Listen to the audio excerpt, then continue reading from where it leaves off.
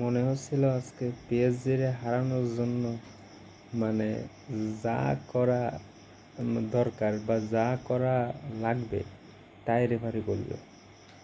দুটো লাল কার্ড, একটা তো পুরো খালি খালি, তারপরে আবার লাস্টে যে প্ল্যানটি, আরে কভাল! পিএসজির হারানোর জন্য এত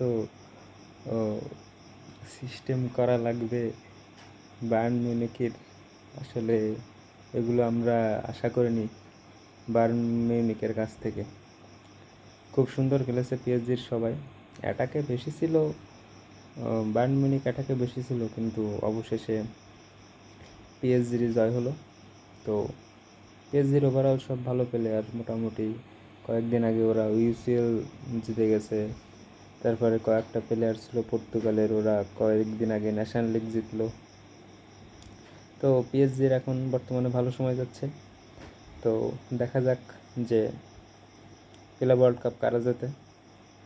ওই সাইডে আছে আপনার, কালকের খেলা হবে রিয়াল মাদ্রিদ, আমার favourite club, Real Madrid versus Borussia Dortmund. দেখা যাক কালকে কী হয়। আজকে তো পিএসজি গেল। ধন্যবাদ।